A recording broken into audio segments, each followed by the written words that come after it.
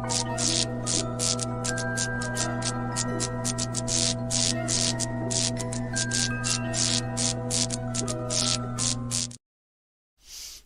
guys, and welcome back to another episode of the Ghostoul Podcast. It's been a while. It's been a couple of weeks. I've needed it for my own self to ground myself, get back to a sane level, because I have not been feeling it at all for the last few weeks. And I'd just like to thank everybody that is showing me support of my little video that I put out the other day. It wasn't to get sympathy. It was just to let you guys know what was going on, really. But yeah, enough about me. Today we have got an awesome guest. This lady is so busy. She's multi-talented, and I think we just got to bring her out. We have the awesome Charlie Hall. Hello, Charlie. How are you? Yeah, I'm great, thank you, and really excited to be on the show. Thank you so much for asking me to come on. That's all right. It's not a problem. It's I've been seeing what you've been doing lately and what you got coming up, and it's like, wow, you're so busy. Yeah, well, it's like we need to talk to her. Crazy, yeah. It's been crazy, but I'm loving every minute of it. It's just so exciting, and it's just like one thing happens, then another, and I'm like, wow, this is so cool. You've got to grab it while it's there, though, ain't you? Exactly. That's the thing. Yeah. You can't just let it go. So, how have you been? I hope you're well. Yeah, I've been really good. I've just been writing loads, filming loads, and got lots coming up. And I'm out on the extras of a Blu-ray for Jake West's Razorblade Smile re-release that's just come out. So I'm excited about that. It's come out in America, and then it'll be out in the UK in early 2026. So it's got a little interview. Yay! Nice. That's what you want. Exactly. So Charlie, as I said, Yes. Thank you for coming on. For those that are watching that may not know who you are, if you could just give us a little rundown, just to get everybody up to date, that'd be awesome. Yeah, I'm a paranormal writer and researcher, and horror writer, short filmmaker, medium, musician. Very busy, spooky lady, and always out and about and investigating. And I'm a big explorer. I just love to look into everything and look up every theory, and So Awesome. So just going to say a few hellos first. We've got Ali in the building. Hello, Ali. Hope you're well, mate. Sadie is here. Diane is here. Who else we got? We've got Tracy all the way from Australia, 6 a.m. That's dedication for you. Yes. Awesome. Thank you, Tracy. Also, thank you for your lovely gifts. Very much appreciated. Thank you. Cine Downloads, hello. Hope you're good. Thanks for joining us this evening. Oh, Cine Downloads. Hey, guys. Dean of the Dead TV, Charlie. You know. Who else is here? Oh, that's it, man. Just the usual hellos and goodbyes. Oh, we've got another one here on Facebook. Craig, hello, mate. Thanks for joining us this evening. So, Charlie, what got you interested in the paranormal? Where did the spark come from? Well, do you know, from a really, really early age, I know it sounds really cliche and kind of typical sort of thing, mediums and that say, but I could see, feel, hear spirit, and, everything unexplained. I just experienced it. It happened to me. And I mean, my mum tells me from when I was really young, when I was about 3-4 years old. And I mean, I'm originally from Northern Ireland, and she used to say to everyone, oh, she's a spooky child. Because she said one time I was in a room, and her and my stepdad heard me laughing like crazy. And they were like, what on earth? Went into the room to see what was happening. And apparently I was rolling around on the floor and just giggling. And they said, what are you doing? And I said, it's the man, mummy. The man's tickling me. And obviously they're horrified. There's nobody there in the room. And so they started asking me questions. And my mum sort of believes that the man I described, was possibly her father that passed away when she was 13. Yeah. And it just kind of went on from there. Things used to move around. When I was a kid, I couldn't understand why things were moved in my room. And my mum would be like, why have you moved this? What are you doing? And I knew that I hadn't done it. It was just really peculiar. And it just sparked a real sort of interest in me as to what's happening, what is this? Because nobody else has got this. I'd like my mum used to have all the unexplained books. I don't know if you remember them, and Yeah, yeah, yeah. lots of kind of crime and horror story books and things. And I used to read them, and the unexplained, I'd be like looking at all the pictures, the ghosts and all these weird apparitions, and I was just fascinated. I want to know more about this. I just want to see what else is out there. And when, pictures of like aliens and things you'd see. And I was just always very curious and very interested in things that I didn't understand. And especially as so much was happening to me. Yeah. I used to have premonitions, unfortunately not as intense as I used to when I was young. I mean, I'd sort of know things before they happened. And, I'd freak my parents out a couple of times, but I sort of would tell them that something was going to happen. Like we'd go into an area that I'd never been to and we didn't know. And I'd be like, okay, there's going to be a blossom tree over there. There'll be a girl coming around here. And then they'd be like, when it would actually happen. And the same with dreams. Yeah, dreams as well. I used to get a lot of very vivid dreams of things that would happen, or I'd get messages in dreams. So it's very much been a part of my world since I was tiny. And it just got more and more as I got older. So I think as well with my parents, because my mum is also a medium, Okay. but she stepped out, she didn't really use it when she was younger, I think, because, being brought up in Ireland and in that kind of era as well, people were very much like against that kind of thing, and it just wasn't the norm. And she only started sort of using it in recent years, when we actually started going on platform together, giving messages together. Yeah. And of course, my dad, he's in Ireland. He used to be in Van Morrison, and he's a druid. He's founder of the Ulster Druid Order. So I think for me, luckily, it was very much in my blood and very much around me.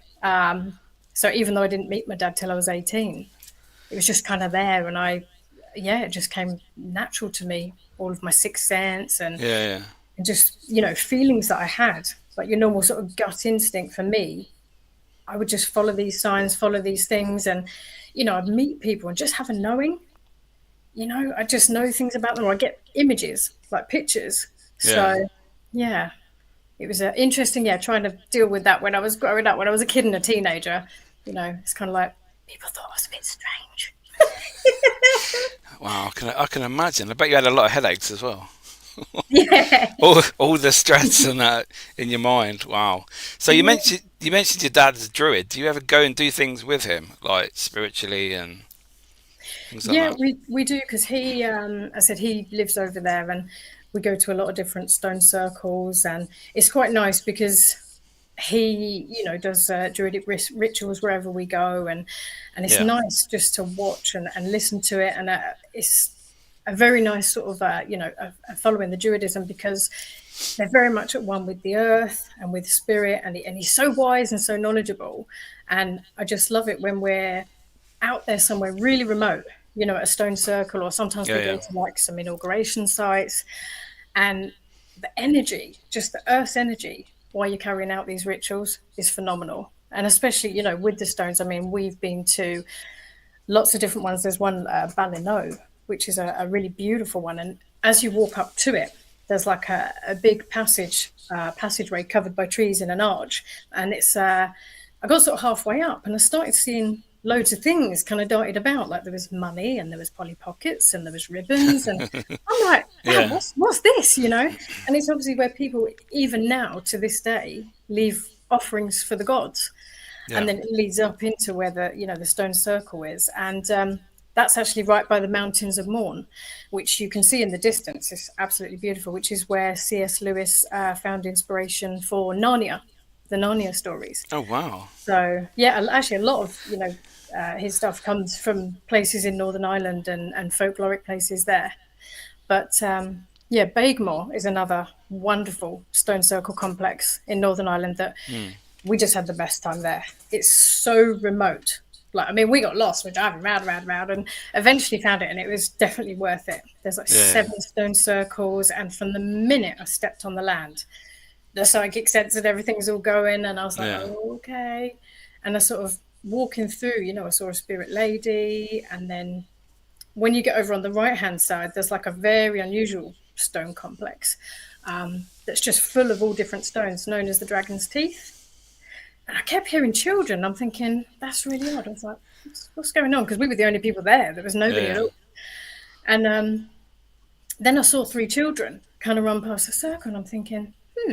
And then when we'd looked into it afterwards, we found out that, years ago there were some sort of, bones and remains of children found under there, because obviously it was used for burial and, burial Okay. and Yeah. Yeah. ceremonial purpose. So, yeah, that was a very active place for me. I saw lots of different things there.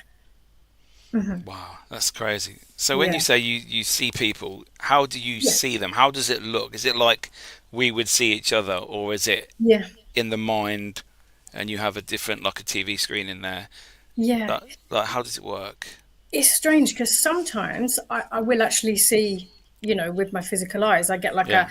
a flash of a person, or sometimes I get like, a shadow or a silhouette. Hmm. But most of the time, it's the only way I can describe it is like it's like an overlay from here. So, like, I'll be looking at Okay. you now with my physical Yeah. eyes, but then another image comes across sort of in my third eye. Yeah. Like, Yeah. if I said to you now, where were you yesterday afternoon? And then you think back into your head that, I don't know, you were at a friend's house or something, and you picture then where you were yesterday. It's Oh, kind of like right. that, It's like like that. a memory on top of my now current site. Ah, Yeah. so they sort of like overlay and blend in together, sort of thing. Yeah. And especially, like, as an example, I went to the Gracedieu Priory Oh, up right. in Yes. Goldhill. I Good place. love Yeah. that Yeah. place. Yeah. Yeah. It's just fantastic. And there's so much energy there, so much Yeah. history. And for me, it was just like a spiritual delight. I was like, oh my goodness, there's a nun over there, and there's a lady there, and there's a da da da. And I could see them all around everywhere. And it was like another layer of like time was happening at the same time. So I was Oh, seeing okay. everything in my present with my eyes, but then I could see the whole scene, the whole way around me of the past happening, at the same Yeah. time. Yeah. Yeah. So it was quite surreal. I was like, yeah, Wow, that must be confusing sometimes, but also pretty awesome to be able to have that gift and that ability to see everything. yeah, Is it at every location, or is it only certain times that this happens, or is it? Do you have to open up for this to allow it to come through? yeah. I mean, it doesn't happen all the time. And funny enough, I was talking about this recently because as a medium, I get frustrated sometimes because I can be at a place or meet someone and I'll be seeing, hearing, feeling everything. Yeah. I'll be like sort of sensory overload. But then I can go to another place and I'm like, okay, it's quiet here, not really picking up on much. Or I meet someone and I won't get the pictures or the knowing. So I'm not quite sure why that is. But maybe just, I guess, because I'm believing very much more now in the quantum theory. So, Okay. after all my sort of years of research and investigations, and I just now I'm starting to believe that it's more about that time just is. All of time just is, whether it's past, present, future, which is man made anyway, Yeah. that it's all just one big energy field that we tap in and out of. And the more sort of evidence and research, I do and get, the more I really believe that. So I suppose, for instance, like with any energy waves or antennas, you get stronger energies in certain places. Yeah. And I'm starting to or realize that's maybe what's happening with the mediumship is that sometimes I can just tune in a bit stronger than at other places. Yeah. Wow. Yeah. I don't know if I'd like to have that gift. I think Yeah. I don't know. I'm quite happy just seeing a glimpse of something every now and again. Yeah. I don't think I'd want them talking to me or anything like that. Well, when I was younger, The I used pressure. to, yeah, when I was younger, I used to get it, especially in my teens. It was so strong. It's like, I'd be in bed trying to go to sleep, and someone, a spirit would just be leaning over me. I'd be like, oh, for goodness sake, not now, please. And it's strange because other times, I can tap into some of it. Yeah. Like Yeah. I'll get a slight glimpse or a slight image, but yeah, I normally in my sort of, shall we say, everyday kind of life, I don't just kind of tune in, but it happens sometimes without me even realizing. I'll be chatting to someone at work and I can see their relatives standing next to them, or Oh um, wow, that's yeah, cool. it's really weird. And like, I think it was last year. I was out in just having a coffee with some family, and I was out with my sister-in-law and her friend, and I saw a dog, spirit dog, ran under the table in like this coffee shop, and I'm kind of going. And I thought I won't say anything because obviously I don't know if her friend or that are into it. So I thought, Yeah. and then I saw a lady standing behind the chair where she was, and I thought, and my mum, she was with me, and she was like, "You're picking up on something, aren't you?" And I was like, "Yeah, okay."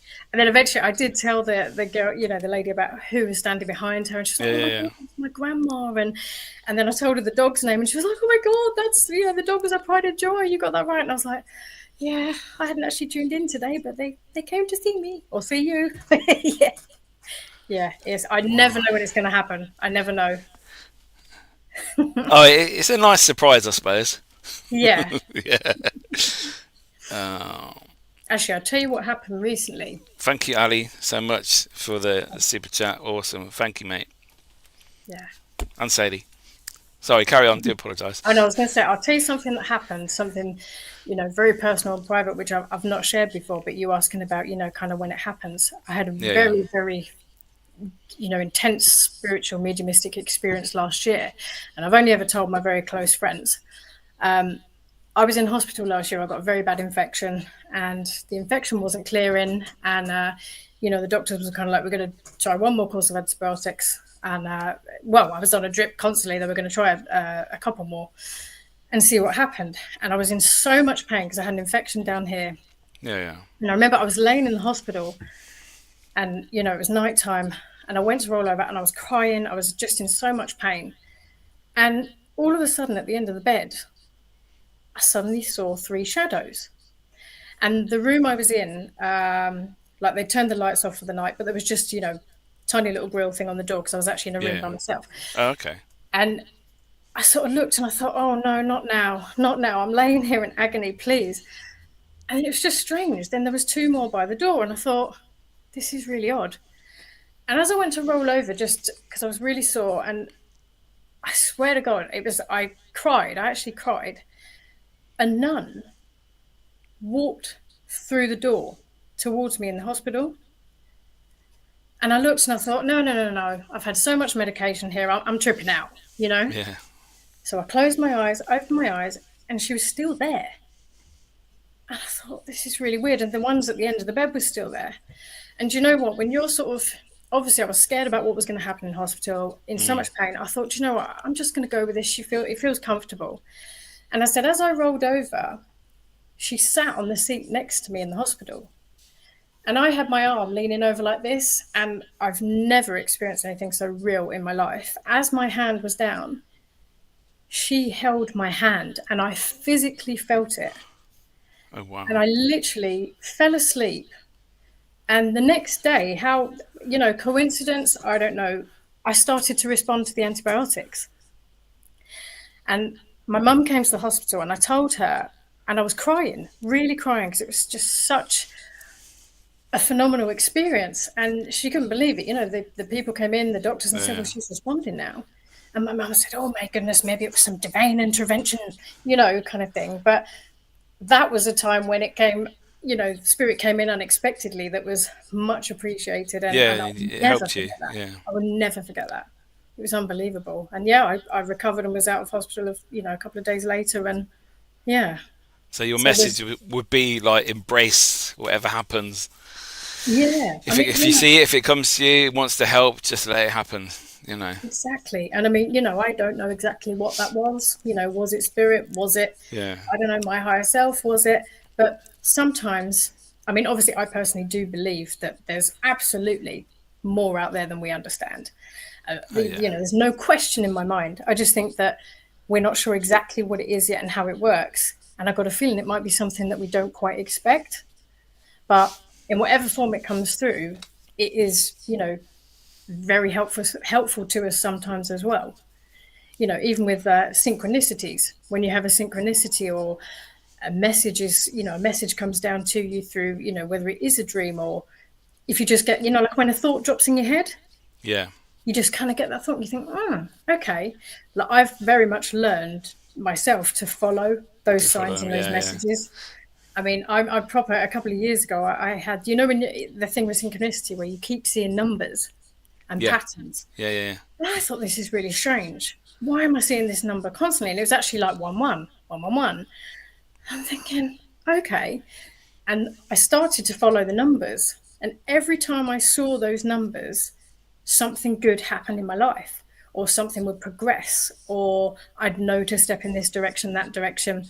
And I now actually follow that as signs. Whenever I start to see patterns happening in life, even if it's something like, something would just drop in your, like I said, something in your mind, in your Yeah. dream, I actually now take them as pointers in the direction I need to go. And for me, it always It's works. working. Yeah. Yeah, absolutely. All Before I right. would have kind of palmed it off and gone, oh, whatever. But now, because of results and things that Yeah. have happened, and again, I don't know whether that kind of jumps into the whole quantum belief and the quantum field of Yeah. those energetical things that we nip in and out of. Well, we might as well go with it. If it's working for you, who's to say it's not a good thing? Yeah. So, we've got a question from Tracy. Charlie, have you ever had to tell spirits to go away because it was overwhelming of what you were seeing that they were showing you?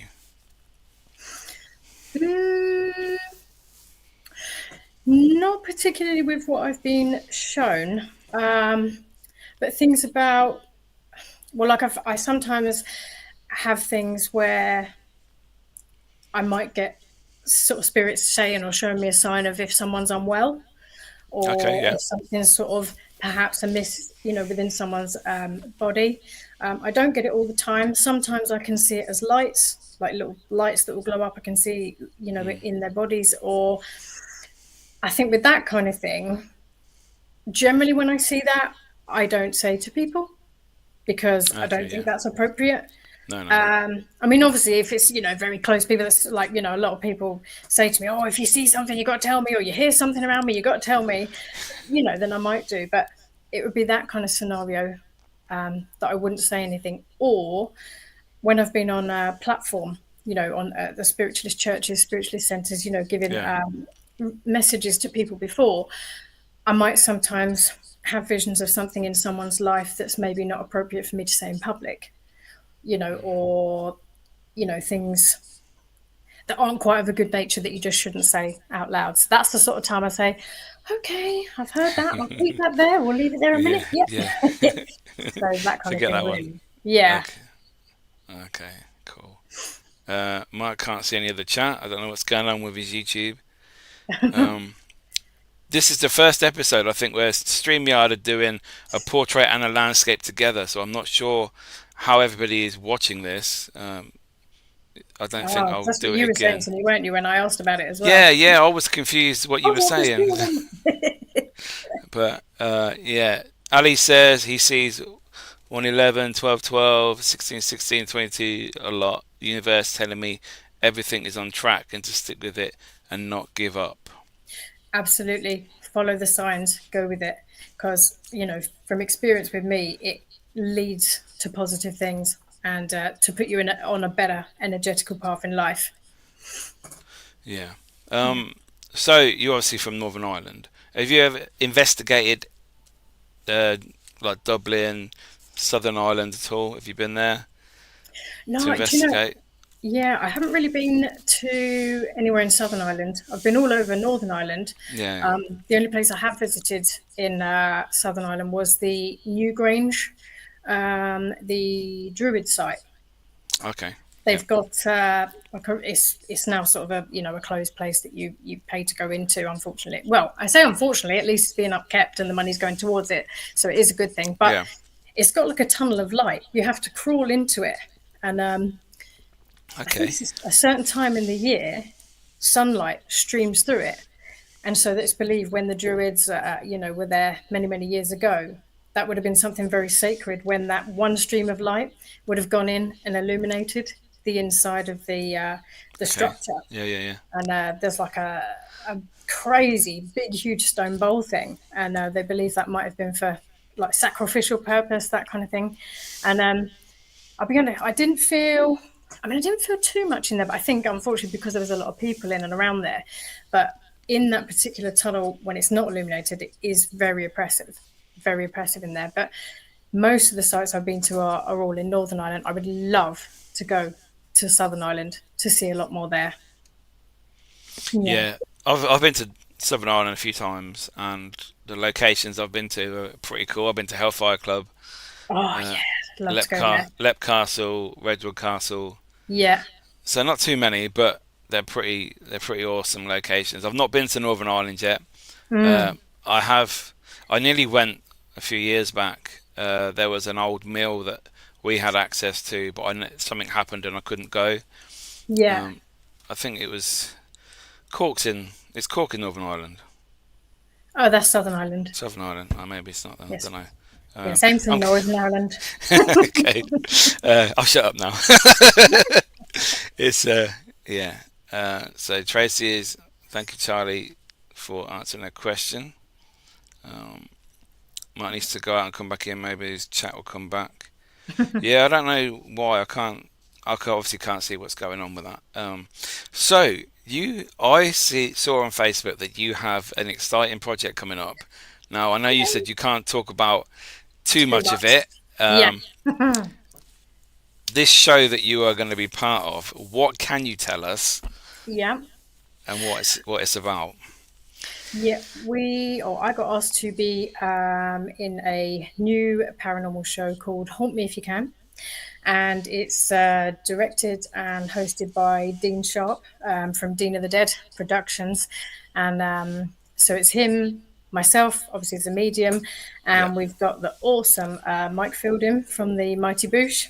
He's in it with Oh us. wow. And, Yeah, yeah. yeah, and the wicked paranormal explorer Titchy Tiff. So basically, us three, so me, Mike, and Tiff, we are going to try and convince Dean that the paranormal exists. So Dean is a Okay. skeptic, even though he loves the paranormal. So we're going to be doing, lots of different experiments and some new things and going to all different locations. So really, really excited to get that started. We are starting to film straight after Christmas. So Wow. What an yeah, awesome January you're going to have. yeah, and it's going to be really cold as well. So it's going to be all sort of spooky and Foggy and dark. frosty. Yeah. So yeah, we're going to be filming throughout the year, and then the series, series one, will be out later in the year. Hopefully, sort of Nice. towards autumn.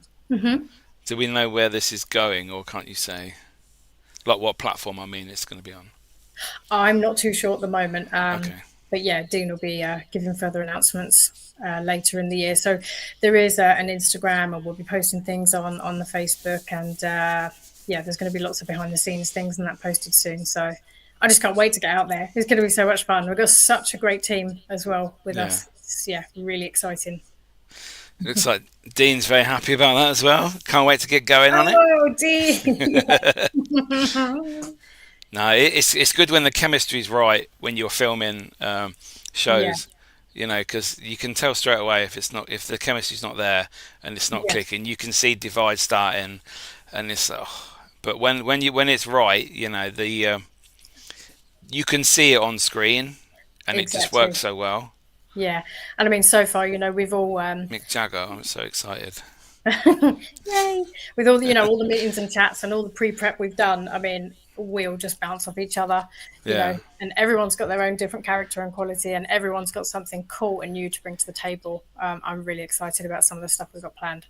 So, Mike Fielding here by myself. Hee hee. So did you know each other beforehand, or yeah, was it in a slow process of having meetings and trying to figure out what you were going to do, the ideas and yeah. that? Well, the thing is, because I also write for as you know, I'm brand ambassador for Haunted magazine, but I Yeah. also write for the Independent Horror Society as well. I'm a horror head, and I do Okay. reviews and articles for new scary films coming out. And Dean had actually brought out a new short film called Go to Hell earlier in the year. Wicked new Yeah. film that's going through the festivals at the minute. And Mike's in the film, Titchy Tiff's in the film, Okay. and I had written about it. So I'd done an article on it and interviewed them. And sort of from there, we all became friends. and all Oh, got that's good. chatting, and Yeah, yeah. yeah, just built up on the friendship. And then obviously, we spoke about a few paranormal bits, and Dean contacted me actually while he was away in Vegas, I believe, and said, "Yo, Charlie, we need to have a chat when I get back." And that's when the concept for the show started. So, yeah. Wow. I'm excited for you because I remember Yeah. doing stuff like that, and it's such a buzz, and like you just can't wait to get going. You want to film, it's investigate. It's brilliant.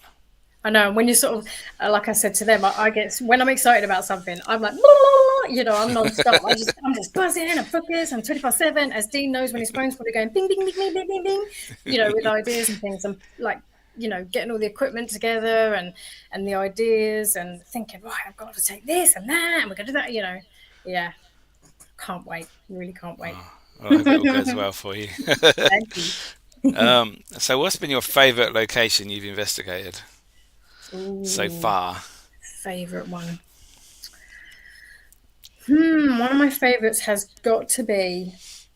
Well, I've got two favourites actually, but Ham House, the National Trust house near Richmond. Oh, Okay. it is stunning, absolutely stunning, and it is stepping back in time, and you go in there, and for me, it was so active, and like I went into the where you go in the actual foyer. There's a gallery on the like in an upper sort of circle at the top. Yeah, yeah. And I went up there and I was sort of walking around looking at all, the lovely pictures. And I mean, we went on a quiet day. We went in the week because we wanted to sort of not be around so many people. And I was on my own in the gallery. And all of a sudden behind me, I heard this creak, creak, creak. And I thought, what the heck? And of course, obviously, I know old buildings debunk, you Yeah, can, when you're creaky. walking Yeah. along, they creak, don't they, the old floors. But it was just me in the gallery. And I thought, what the heck? And then, oh my God, literally behind me just went creak, creak, creak, creak, creak, creak, creak, and it went really fast. And I went, Wow, it's and running at you. yeah, and I jumped around expecting to see, like a child, someone's kid, maybe had come into and there was nobody there at all. And I was like, oh my God, what the hell? And I, heard it with my physical ears. It wasn't even a medium thing. Yeah. And I mean, when I researched the place afterwards, it was, I mean, I don't know. I mean, there was a story about one of the spaniels that used to belong to the Duchess of the house that people have said they hear running around the home. And I thought, okay, well, that would be really awesome if it was. And then, funny enough, I gave a public talk not long after and spoke about Ham House. And the lady came up to me afterwards and she went, oh, hi, Charlie. She said, I used to work at the house. And she said, what you've just described and told me is exactly what we heard all the time, and what customers or visitors that came in would tell us, that they heard what they believed was the spaniel running around. And I mean, I was like, oh, wow, okay. And the house is like really active. Like when you go into the Duchess bedroom, there is quite an oppressive feeling in there. And there's a real strong smell of roses. And there's a mirror, which I didn't know at the time is known as a haunted mirror. And yeah, and I just thought, oh, that's a pretty mirror. I walked over to it. And as I looked into it, all I heard really loudly, like in my ear, was "Mama."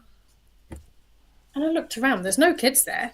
There's nothing. I was like, "What the heck?"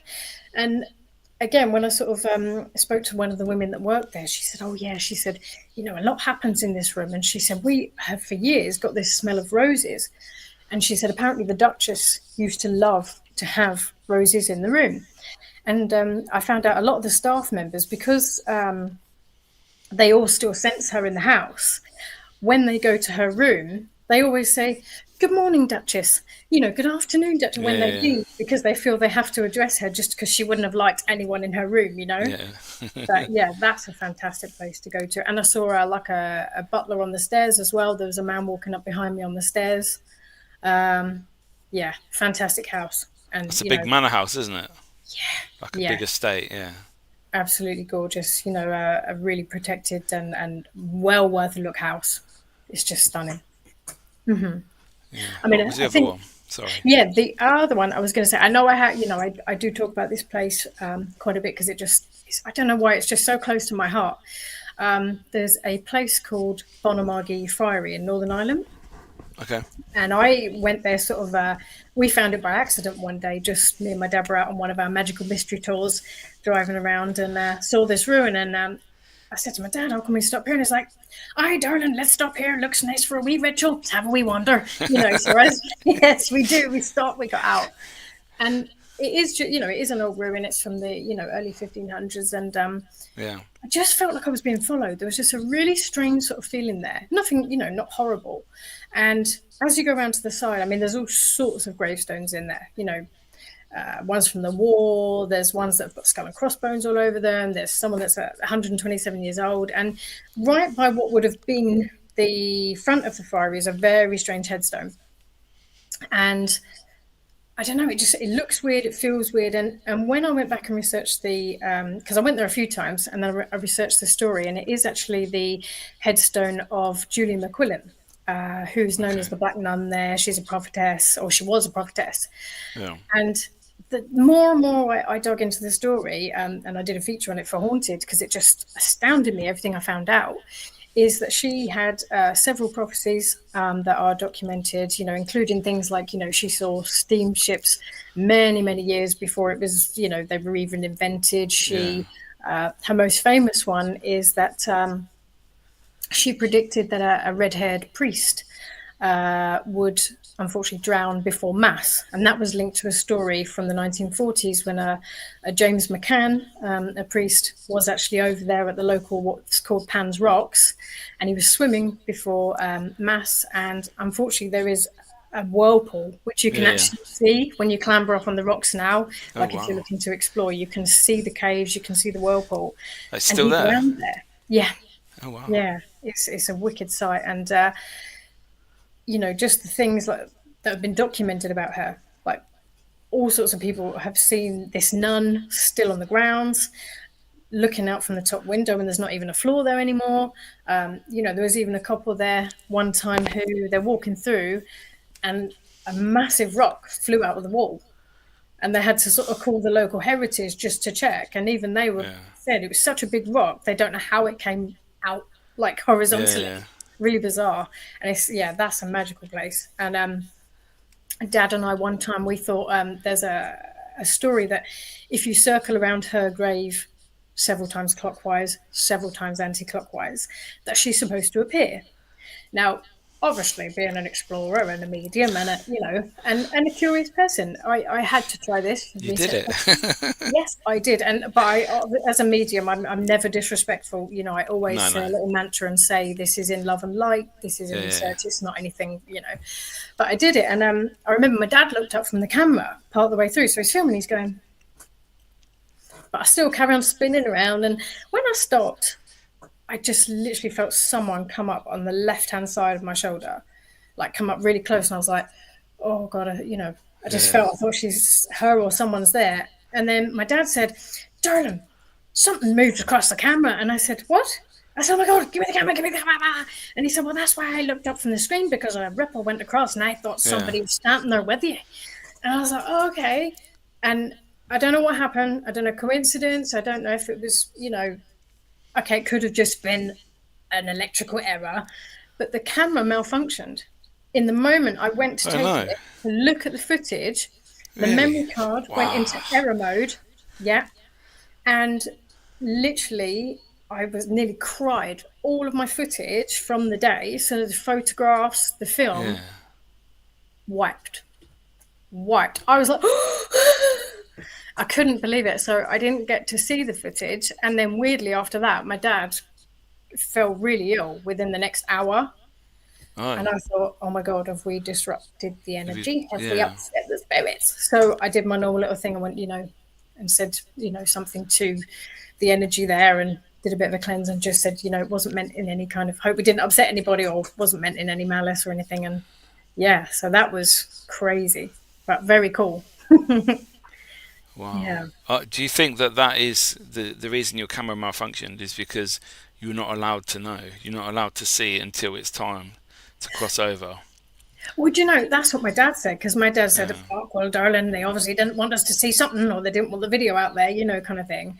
And I was like, well, yeah. Proof can't be there yet. I think. Yeah, possibly, or maybe it was just that my camera glitched. But the weird thing is, the camera's been fine since then, so the camera's not actually broken. Broken, I've no. used it since with another memory card, so it's so strange. But I love that place. If you actually, if any of you have time to look into that, I mean, there's lots of prophecies that she had predicted, and they have linked them to, future or her future, happenings, Yeah, and yeah. it's a very cool story. I love stories like that. But, yeah, definitely better than the new ones. Yeah. So, sort of staying on that subject, if you could write or interview, say, a past spirit, a past famous person to do with the ghost stories or certain locations, who would it be? Who would you want to sit down with if you could have an hour with them? With someone in the paranormal world, or just anybody? Um, Someone yeah, from a haunted location, yeah? yeah. Someone that you've maybe Yeah. researched about or that you Oh know my, of, but haven't actually got round to doing that yet. oh my goodness, let me think. Sorry, put you on No. the spot. Okay. Well, a couple of people I would like to speak to is Harry Price, Yeah, Bawley Rectory. yeah. Because I know, a lot of people said, well, did he get carried away, pulled into the media frenzy? Was it all just an expectation? But I definitely believe there was something there. There had to be something there, at Bawley Rectory. Yeah. And I was very lucky a couple of years ago to see some items that were actually from Bawley Rectory that were at the Psychic College in Kensington. And Oh wow. yeah, there was a drawing and words in a diary from Reverend Ball.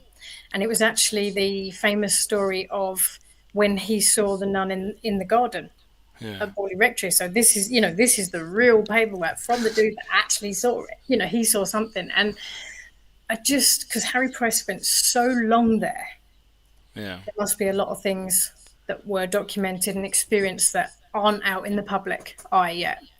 Other things that he didn't tell people or more that he knew about. And I would also like to speak to Nikola Tesla. I know he Ah wasn't exactly yes. directly into the paranormal world, but there was something, within him, with the things he created, the advanced things that he made, Yeah. all the technical things he did, and all the, what he created with electricity, which for some reason all the paperwork was destroyed and taken away because he was a genius. It's because it was free like renewable energy, wasn't it? For Exactly. free, you know. Yeah. And I think just one more. I Go on think I'd then. like to speak to Edgar Casey. Edgar Casey, the medium. Okay. Because he was able to do so many things. Like, he was so in tune. He had messages, dreams, visions, left, right, and center. And he was definitely like all these people that I think, the people that are sort of geniuses or, Yeah. very advanced spiritually. I just think they're tapping into a lot more. They're able to do that. And for some reason, I don't know why, I said earlier, some of us are more in tune than others. But yeah, I'd really like to speak to them all about their knowledge and their wisdom. And yeah, there's so many more. I want to say, I want to talk to them all. Well, I should. That's a good point. You know what I was saying earlier about connection as a medium. Sometimes you get loads, and sometimes you don't. Yeah. I've never understood as a medium, why can't we, like, if I want to go and speak to Edgar Casey right now, or Harry Houdini, or whoever, why are we not able to just tap in and get messages like you and me are talking now? Do you know what I mean? Like, it's always kind of a slight stream of information. Like, we can't have an actual conversation like you and I are now. Yeah. Like, why is it? I just never understand that. Why it seems a bit more restricted or difficult to just tap in. Because surely we should be able to just tap into anyone that's up there at any time. And cool them down. Yeah. But that's what I mean. Rather than just sort of, the way as mediums and stuff, we get bits and pieces, or we sort of just get a certain message that comes through in that moment. Why can't we chat away like we are now? That's one of the big questions that always gets to me. Do you know what I mean? That would be cool, wouldn't it? Yeah. You'd be very famous. So Diane says, could these souls have been reincarnated, so not in the realm to contact? Do you know, that's a really good point. Someone else said that to me earlier this year, and sometimes when people are looking for messages from loved ones, and that person that they're waiting for doesn't always come through. Like No. sometimes you might get a different relative or someone else come through and not actually the one they want. And when I've met people before, that have come to get messages or comfort, and they're like, why didn't such and such come through? Why doesn't my this relative, that relative come through? And then someone actually said to me, like the lady there just said, is Diane, what yeah. if it's because they've been reincarnated, so they're not actually in that part of space or whatever you want to call it, field time Yeah, anymore, they're in a body. and they're back down here. Um, That's and creepy, that is. That's, yeah, wow, and that had yeah. never dawned on me before until someone said it recently. I was like, wow, that would actually make sense. Or or do they go on to, if we're going to get sort of, really deep and quantum here, or do they go into another dimension? Does their essence move into like some other dimensional plane that we're not aware of yet? Like, because yeah, Yeah. where do they go? Because I know we get information and messages and stuff, but you sort of think, where are they? Because they're not just kind of floating about. They're obviously, their essence is somewhere. And funny enough, I had a seance with some people recently, and we were using various bits of, equipment as well as our own sort of, mediumistic senses as well. I Yeah. mean, some of the equipment I am a bit dubious of, if I'm honest. Some of the phone Flashy apps and lights. stuff. But Yeah. we had somebody. Now we had three devices going on. We had the spirit box, we had a phone app, and we also had the one of the word generators. Yeah. And this energy came through and was answering questions intelligently. And sorry, this is linked to what you were just asking in that question there. Yeah. And then somebody eventually came through and kept saying, higher, higher. And we're saying, well, what, you're higher? What do you mean? Where are you? And then I don't know what, something dropped in my head then and said, because the radio was, one of the radio was being a little bit quiet. And I thought, why don't we put the radio up higher? Is she saying, put it higher? Yeah, move it, yeah. Yeah, so we got the radio and we put it up on top of a high cabinet. Next minute, three voices were coming through. And then I said again, where are you? And it said heaven. And then she said Oh, above. wow. Yeah, so we're all going, okay, so can you see us? Are you up there?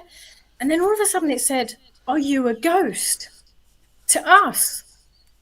And we all looked at each other and we thought, oh my goodness, because have you ever seen that film? It reminded me of The Nicole Others. Kidman. The Others, The yes, Others, that's one of yeah. my favourite films ever. That's an awesome film. Yeah, and it's like the Yeah. parallel of she thinks she's in the living world, but she's the ghost to the other people Yeah. and so on and so Yeah, forth. yeah. So I said, Blimey, hang on a minute, because if she thinks, or this energy thinks we're the ghost, we obviously think they're the ghost. And of course, because she keeps saying above, so instead of it being a parallel universe, a horizontal sort of universe, Yeah. is it this way that they're above instead of running alongside of us, if you know what I mean? Yeah, yeah, yeah. And then that got us all talking and questioning, and we're like, this is so strange, this is like bizarre. And I do believe with even with the equipment and stuff, The vertical plane, yeah. I move all of the equipment, anything we use with any kind of radio antenna. Yeah. Like myself as a medium, I say I have an internal antenna, and that's how I communicate. Yeah.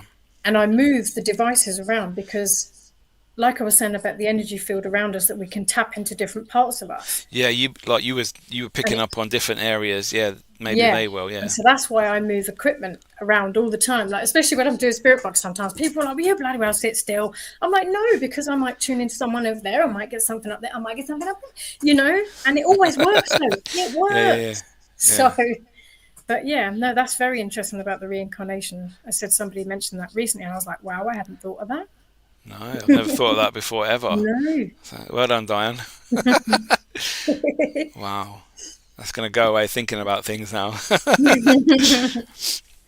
So obviously you write for magazines, etc.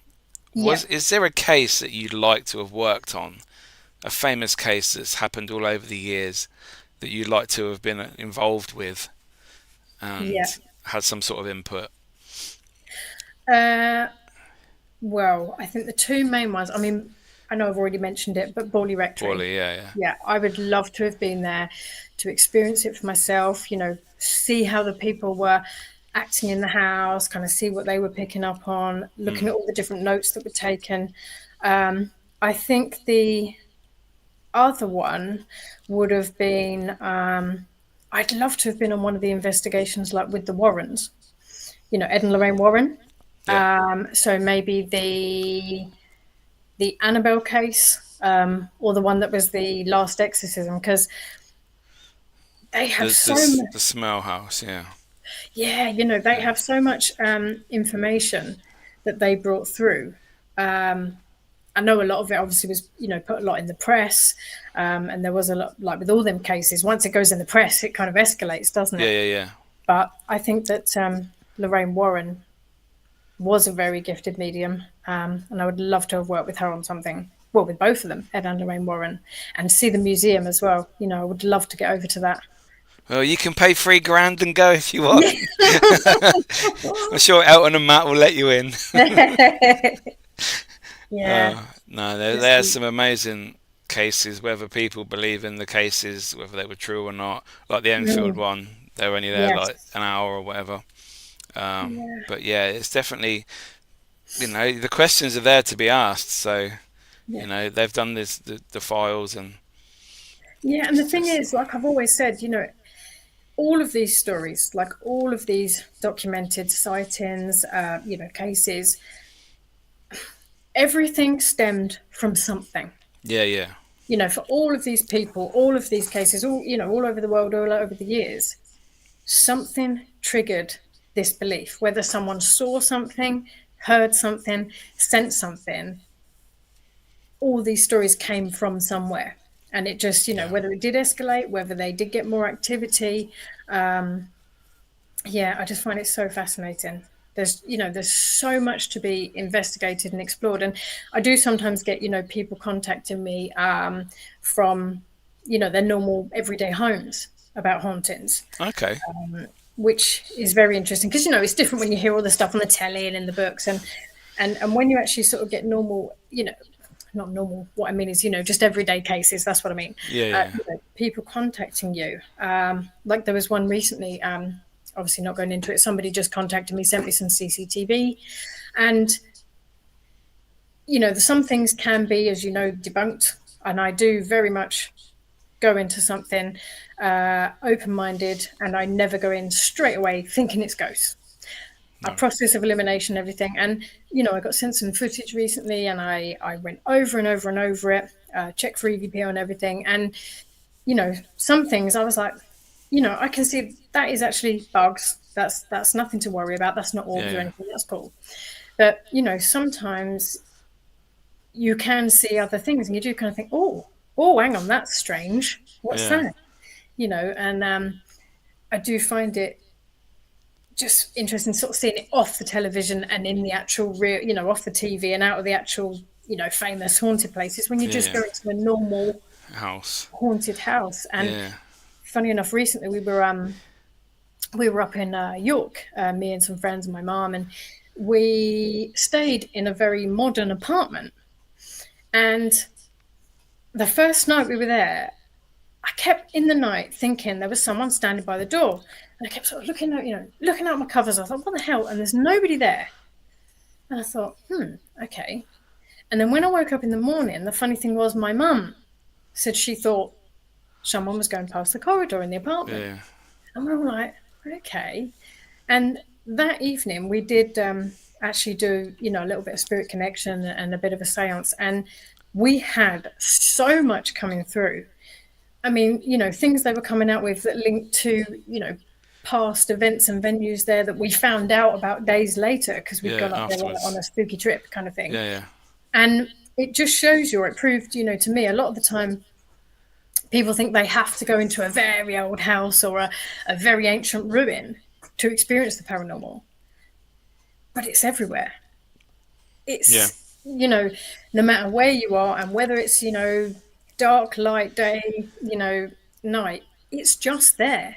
So I have more recently started to investigate sort of more current and normal kind of properties as well, just to see how that feels differently as well. Because obviously, once upon a time, there were older buildings there. There were people living there years and On the years ago. land, So, yeah. yeah. But I think most of it, most people sort of think, oh, we've got to go to a very old sort of place, which, yeah, you get great stuff in there as well. But it's nice experiencing it now in the modern homes as well. It's more validation that there's definitely something and more there. Yeah, rather than just old residual energy from an Yeah. old brick wall or some waterfall or something. Yeah. So we got a question from Marigold. Where did you feel the most paranormal energy in Northern Ireland? Let me think. The most paranormal energy would be probably in the Crumlin Road Jail. That place, and I know obviously, it is a jail, it's spooky, it's got dark history, but from the minute I stepped in that door, I felt surrounded. I remember in the main foyer, Yeah. I just stood there, and I mean, the light is a bit darkened, and I saw an older man sitting in the corner with a group of men around him, and I kind of looked, and they kept staring at me, and not very nice, and I was like, oh, I feel a bit uncomfortable, and I tried to ignore it, but everywhere I went in there, I had, the feeling of something kind of, well, obviously with the history of it, there weren't very nice people in there, and I went through they've got like an underground tunnel. And as I got down into the tunnel, I saw a little girl, and she giggled and ran past me, and I kind of went, oh, she sort of ran past on my left. And I thought, that's really strange. Why is there a child in here? Why would there be a child spirit wanting to, hanging about in this horrible place? Yeah. And then as I walked on, in my mind, I asked her her name. Now, I heard her name as Annabelle, and then I sort of discussed, because my mum, obviously, she was there as well, being a medium, and she was like, oh, yes, there's a wee child down here. And I said, I know, the little girl just ran off down there laughing. And I'd literally just said to my mum, she told me her name was Annabelle. And then there was a tour guide up at the top, and he said, it's well known, we have the ghost of a wee girl down here called Isabel. And me and my mum went, oh. And of course, everyone's turned around and looked at us, and we're like, sorry, we're mediums. And I was telling my mum that I'd seen a little girl, but I heard it as Annabelle. Annabelle, yeah. And of course, we found out later in the history that many, many years ago, they used to have women and children in that jail, all in there together. And, the kids were locked in there with the adults and, with like adult grown men and stuff. It must have been absolutely horrendous. Really awful. And I mean, there's a story in there of, there was a young lad, unfortunately, it got too much for him, and he sadly hung himself from his hammock in there. And yeah, there's just lots and lots of energy in there, but unfortunately dark energy. And I did at one point, when I was in one of the wings, there was a guy walking along the top, a spirit man pacing back and forth. And it was a really horrible, horrible feeling. And I kept looking up at him, and my mum said, "Okay, you're seeing something, aren't you?" And I said, "Yeah, I don't like it. I really don't like it." And then it just felt like his energy shot from out of him and into my chest. And I went, and I literally, it felt like anger, frustration, and pain just flew into my chest. And I went, get me out, please just get me out a minute. And I stepped out of the wing, and then it was kind of okay. And but yeah, it's a fantastic place, and I loved every minute of it, because obviously that's part of what I do. You get the positive and the negative energy. And the thing is, people say to me, "Oh, but you should only really go to places of light," and I'm like, well, I'm a researcher, I'm an explorer. Exactly. So, with what I do, I want to experience all energies, all paranormal, all everything, because then you give more valid information from your experience, and I wouldn't shut the door on anything in the name of research. And so I'll go in anywhere to investigate, absolutely anywhere. That's what always makes me laugh, though. People say, oh, we do like a spiritual cleansing at the beginning, like to protection, love and light and all that stuff, and it's like we don't want no negative coming through, and it's like, you're there to investigate. Exactly. You get good and bad. If you can't handle some sort of negative spirit, that's fine. Just take yourself out, or someone else can take you out. But why would you not cut yourself off from half of potential What you energy. could capture. Yeah, I Exactly. What are totally you there agree. for otherwise? I don't understand that. Yeah, I do agree. And obviously, no disrespect to, any other mediums or spiritual workers that choose to work that way. And as that, sort of, but as you said, I'm not fluffy with my mediumship or my No. work. And, I want to experience it all. And even if, I understand, when people say you need to put protection up and that kind of thing. I mean, I do say my little mantras. I know how to look after my own energy and field. So, and if I'm with other people, I would sort of say something for them as well, especially if Yeah. you are going into a dark place. But yeah, you're absolutely right. I wouldn't want to cut any of it off for a second. I'm open to researching all of it. Exactly. So Diane said she had to ask someone recently not to put protection on her. Exactly, Diane. Why would you? I don't understand it. If you're too scared, don't do it. Yeah, That's the way I look. exactly. That's the way I look at it. Yeah. So Diane also comments on the point about the spirits. The modern day clothing has been seen at Jamaica Inn, and then like a spirit of a man. Because Oh, okay. it's always Victorian ghosts, isn't it? But then, like they Yeah. say, they were God fearing. They didn't want to go up because they've been bad. They didn't want to go down because they'll be in hell. So they stayed on Earth. Yeah. But recently, you don't really see them in a baseball cap and a hoodie, do you? These spirits. Well, I mean, again, as what I do with mediumship, when I give readings at the spiritual centres, which unfortunately I haven't done it in a little while because I've just been, so busy with the writing and filming, but I do therefore get to see people's, past relatives in a more modern sort of state, if you know what I mean. Because I'm giving a Okay. current Yeah, yeah, message yeah. and reading, then I do see, sort of modern people or modern spirits, sorry, as well. If you know what I Yeah, mean. yeah. Not modern, that's the wrong word. You know what I mean. Yeah, Not, yeah. as you said, not ye old Victorian, and I love all that stuff too because that's great when you see that. And actually, do you know, talking about ye old, well, earlier than Victorian, we got into Hampton Court to do an investigation recently, and Wow. yeah, we went into just something I think is really fascinating about talking to spirit and connection. We went into the Great Hall, and we weren't getting much sort of, we weren't getting much response or anything coming through the devices. So we're kind of Yeah, like, yeah, God, we want Henry VIII, we want Anne Boleyn, you know. And then everyone, we kept asking, so, if there's anyone there wants to talk to us or can we da da da. And the next minute, I don't know if you've ever done this on your investigations, it dawned on me that we're addressing royalty here. And we're all going, oh, can you talk on this? Oh, can you come share us on yeah. that? And I'm thinking, hang on. And I said to my crew, I said, bear with. Peasants. Yes, heathens. I said, bear with. I said, roll with me on this. And if people think we're nuts, I don't care. And I said, we need to address royalty as royalty. So I turned around and said, oh, Your Majesty, thank you, curtsy, bow, thank you for inviting us to your humble abode. Maybe ask, please, who is present or who we're in the presence of. And I swear to God, we started getting stuff from the spirit box. We started to, and we actually, me and my friend Emmy, we literally curtsied, bowed, tried the lot. Yeah.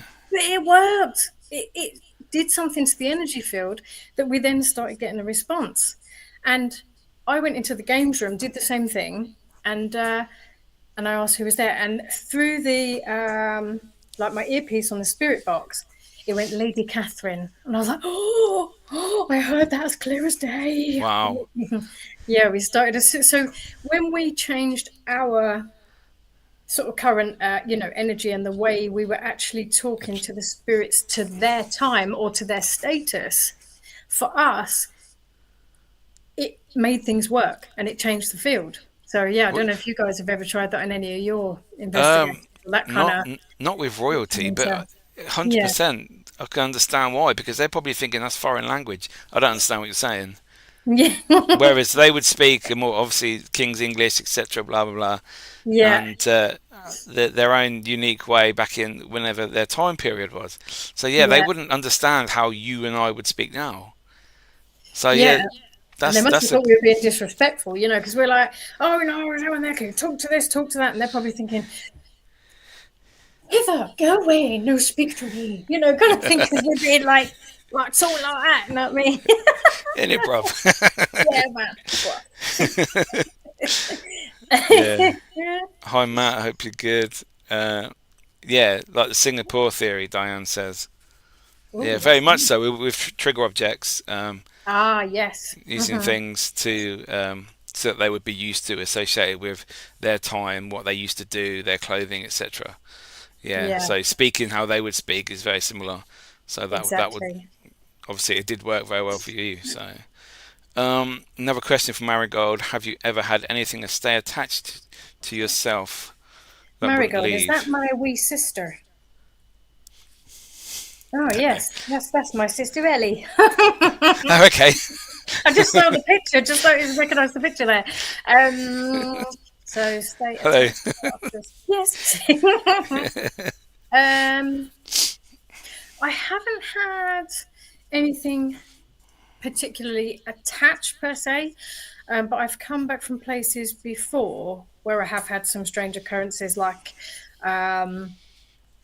I can't remember particularly where we were, but sometimes things start happening in my flat that are a bit weird.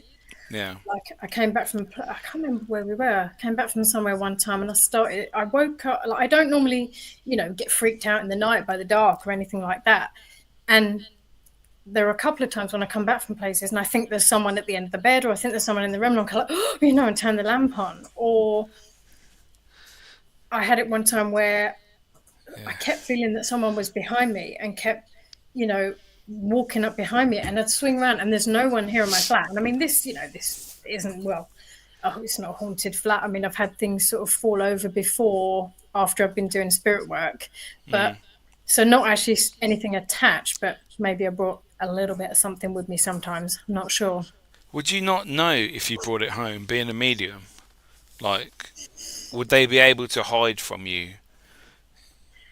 Do you reckon? Um, I think because I'm used to something being there a lot in my normal life anyway, therefore, I kind of, how can I put it? Like when it's an energy that I know is a nicer energy that I'm familiar with, I can tell when it's different. So, like you said, like if something comes in here after an investigation, I can feel if it feels unfamiliar, or if it feels a little bit more not malevolent, but do you know what I mean? Something I'll be like, oh, that's not my normal Yeah. energy around here. You know what I Yeah, mean? That you kind of, notice it, yeah. yeah, it's hard to explain. Would they? What was your question? Would they hide from me? Did you say? Could they? So if you brought something negative back to your flat, would they be able to be around the house, flat, moving stuff around, making you feel maybe slightly uneasy, unwell, for you not to be able to pick up on it? Maybe. I think because I'm a very sensitive person. I've Yeah, always been very emotional, very sensitive since I was a child, and unfortunately, well, not unfortunately, I say like I used to, get a lot of depression, that kind of thing, and I've struggled with yeah. anxiety, and I do notice that sometimes when I'm in those states, that I sometimes get heightened activity. Okay, yeah. Now, is that just because I'm in a vulnerable state and something's there? Or is that, like you said, maybe something around that makes itself a little bit more present or comes to me more in a vulnerable state? I'm not too Yeah. sure. Yeah. No, maybe Diane's saying maybe if they were not human, um, maybe some other Mm, entity, yeah. or Well, oh, sorry, Kate Ray's explanation of imps is quite a similar thing. would you know, you saying about the imps there, something that I've been looking into quite a bit recently is, Yeah, because I do believe there are a lot more entities and energies out there than just, ghosts, ones that we're aware of, but we're not sure what they are. And I was talking to someone recently about, what people call or say as elementals. yeah, yeah, And I must admit, I don't so much work in that kind of realm. But it dawned on me recently because like I was just saying, I'm very sensitive, and I've always, since I was young, been able to pick up on the energies of plants and trees. Like okay, I know this sounds really kind of maybe hippified or woo woo, but literally I can walk past trees and feel a buzz under the ground from the roots, or I can feel the energy from the actual tree trunks and stuff. And someone said to me recently, because there's been a lot of, well, more so now documented because these, TV shows and YouTube and this, that, and the other, where people are seeing energies and beings in forests Yeah. and around, around plants and green spaces. And I was thinking, because trees are, we know they are living entities as well. Yeah. Natural energy.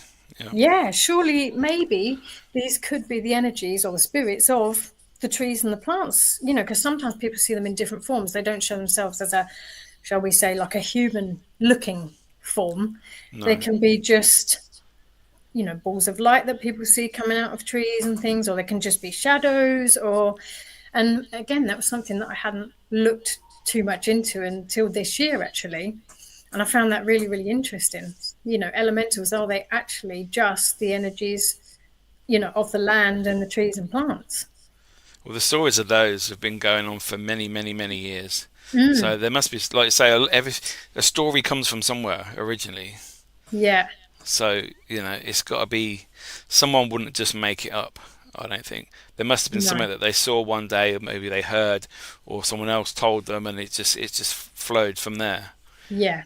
So, and it just got added to along the yeah. years. And that's something I very much like about, with Northern Ireland is, or Celtic folklore stories, is they always started somewhere from some kind of story. And over the years, they've got elaborated on and things got added, and they either got turned a little bit spooky or a little bit kind of, fairy tale-y. And people still tell these stories to their children now.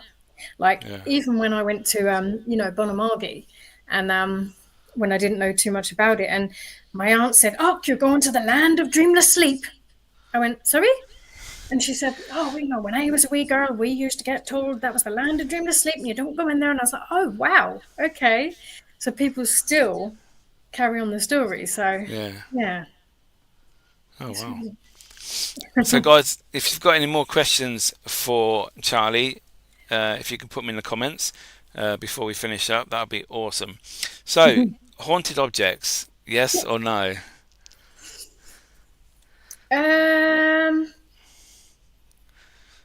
Yes. Yeah. You think they can have attachments? Objects? I believe that for some reason, I mean, I don't know why, but for some reason, an energy can sort of stay around a certain object for a while or for a reason. Actually, I had this conversation with someone recently, and I actually spoke to the medium Gordon Smith about it as well. Oh, yeah. And he was saying that, there's no such thing as haunted places, only haunted people, that kind of thing. Yeah, and I've heard same that. with the objects. Yeah. Sorry, you got me thinking now. I'm thinking out loud about it, about the haunted objects, because obviously I do believe. I'm not one for just believing in, full-on attachments. Like when people say to me, "Oh, with what you'll do, you're going to get all these attachments," and I'm like, "Oh." I think it's also to do with belief system as well, though. Yes. I think it is, and I'm not saying that items aren't haunted or don't have energies, because they do. They absolutely do. But I think sometimes, with in some cases, the belief can make it stronger, or it can make more manifest around this object. With their belief in energy as well. I mean, I'd love to have a haunted doll. I want one. I keep buying dolls. Got Janet over there. Do I've got, I don't know, can you see over there on that side? Can you see my nun? Is that doll nun? There? Yeah, that's Sister Mary. And I love her to pieces. And I talk to her. It's really, really bizarre. I can't help it. I just chat away and I do with these items, but I hope that they'll respond and something will happen. I tell you though, one day something did happen, and she ends up like crawling on the floor or something. I'll probably just crap myself. With her head spinning. Yeah. You don't want that at night time. So Tracy's got a question. Charlie, what is the most challenging or rewarding part of being a medium? The most challenging part of being a medium, I think, is, especially doing what I do, there is an expectation. People, expect you to come out with the exact information all the time. And like I was saying earlier, sometimes information can flow like freely, constantly, all the time, and other times it doesn't, and I don't know why that is. And I think that, as when I was doing platform mediumship, when I was going on stage, the biggest fear is that you're going to get on stage in front of 30, 40 people and nothing comes through. And Awkward. that's super panicky. And I had to, for a long time, sort of meditate before I went on, just to chill, because I would be panicking. I'd be like, well, if they're not going to run through, why do they don't talk to me? I mean, they most of the time do. And I think another thing as well, sometimes that energy might come through and I can see the person clearly. I'm getting visions, I'm getting names, and I'll put it out, to the audience. And for, people can't recognize the spirit and they can't connect. And what I normally do in that sense is I say to the spirit energy, well, I'm really sorry. In my mind, I don't say it live on stage. I just kind of just say, thank you very much for coming along. But, the person doesn't recognize you. I'll have to bring another energy in. And they kind of step aside, and then another one. Because I normally have a bit of a queue. I have several of them standing behind me. But for me, the most rewarding thing in mediumship is when, you do give a very valid and meaningful message to someone. I had a lady a couple of years ago, I brought through her child that had passed, and and I told her about things that were moving in the house, and I gave her a message, and she went away, and she came back the next week to see me, and she said, after I saw you, I cried and I cried. And I was like, oh, God, no. I said, I'm so sorry. I didn't mean to. And she went, no. She said, you given me the message and the validation that, of my child, and my child is safe. And she said, I realized I hadn't grieved. She said, I hadn't even cried. And she said, I didn't realize that until you gave me that message. And she said, I just want to thank you so much. And she cried and gave me a hug. And, that's just so rewarding when you've given someone some hope, some comfort, and I love that side of things, as well as the other ways I use it. That'd definitely be the most rewarding for me, just to help a grieving person. Gator says, I would be curious if you would pick things up all the time. We've sort of spoke about that earlier, didn't we? Sometimes there's lots of voices coming through. Other times it's not really that much. So I hope that answers your question, Gayla. Couple more questions for me, if you don't mind. So tomorrow we are going anywhere in the world, bucket list location. You can spend a week there if you want. Where are you going to investigate?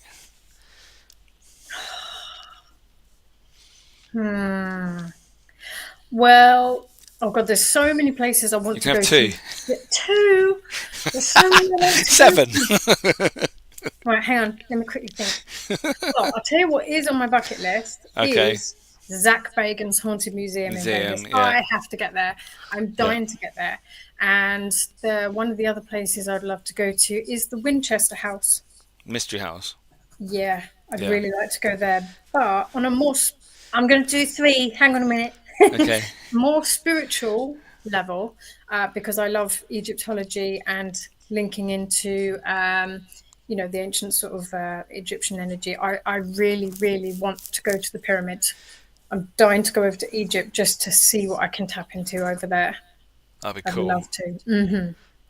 Yeah, that would be amazing. I've always loved Egyptology and the whole story of, the gods. And again, that's a place. I think there's so much more there that we even know or understand. Yeah. And I think the land there, when I step onto that, I'm just going to feel a really strong energy.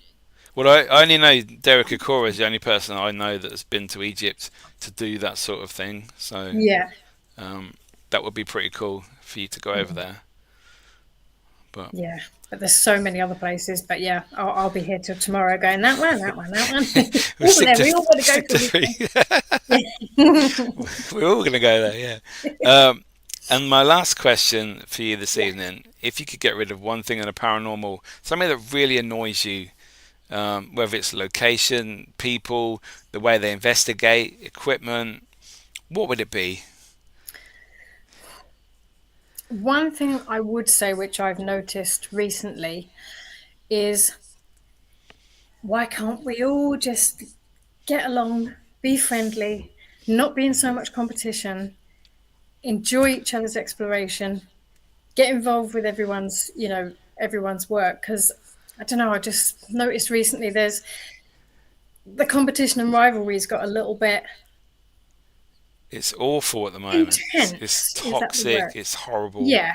Yeah, And with me, like I said, I love hearing everyone's theories. I love watching yeah, everyone's shows. It's all creativity. It's all, new evidence. It's all, I'd love it if we could all just enjoy each other's work, jump in and out of each other's work, share the experience and the exploration together. I'd love that to happen. And I think sometimes at the moment I mean, I've been speaking to quite a few people, and there's been times even when people are actually experiencing real things and they're being called fakes.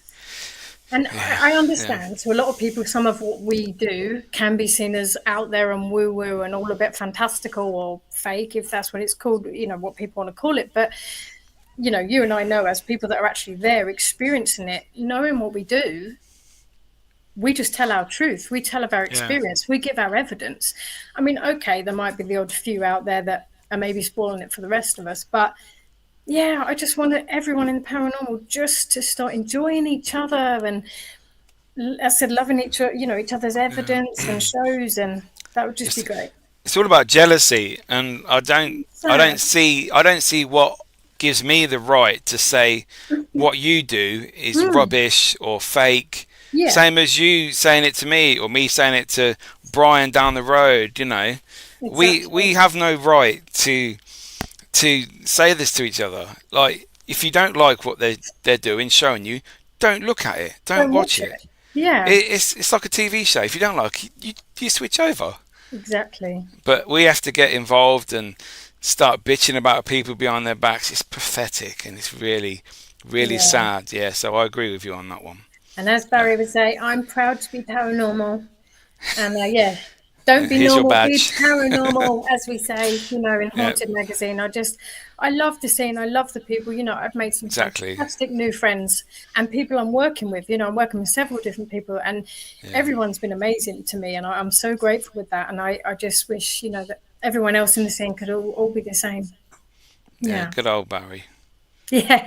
Um, so yeah, Tracy, thank you, Mickey, for your podcast. Thank you, Charlie, for your stories. They were fascinating, and you are a really lovely person. Ah. Oh, thank you very much. Dean, maybe we can film season 2 in Egypt, Charlie. That would be so Oh, cool. yeah. There you Let's go. go, Dean. I'm ready. You got to film series 1 first. That's happening very soon. Yeah. Hauntex TV, well done, Mickey. Another cracking episode. Great to hear from you, Charlie. Thank Um, you. Gayla, why not build up and encourage each other? That applies to anyone, anywhere, by all. Exactly. Yes, Yeah. here's your Well badge. done. Classic Mickey. Cheers. Thank you. Hi, admit. Yes, so, Charlie, awesome show tonight. Thank you so much for coming on. We could talk to you Oh, for thanks another so 3 hours, I'm sure. Uh, much. where could people get in contact with you to see what you're doing, seeing what you're up to? Yeah, I'm at Haunted Magazine, Spooky Isles, Independent Horror Society. I mean, my Facebook's Haunted Charlie Hall, and Twitter X is Haunted Charlie H. I will have an Instagram and a YouTube coming soon. Yay! Whoop whoop. Yeah, And thanks, yeah, Mickey and Charlie. check out yeah, Haunt Me If You Can. I Yeah, said that. stay tuned for that Yeah. for updates on when that's finished, where that's going to be able to be watched. So that'd be awesome. So thank you, Charlie. Thank you so much. That's been really cool chatting to Pleasure. you. Thank you so Thank you, much. I'll see you everyone. later. There you go, guys. Wow, what an awesome guest Charlie is. Please, please go check her out. Go read her stories in Haunted Magazine. Make sure you go and follow her on her socials and just get ready for the new show that's coming next year in 2026. So yes, guys, thank you so much for watching. It's been a pleasure. It's nice to come back, and Charlie eased me in tonight. It was a great, easy chat tonight. Really appreciate that. We have Michelle next week, 7:30 p.m. Tuesday, the Ghostoul Podcast. Make sure you tune in, and we'll see you then. See you later, guys. Thank you so much.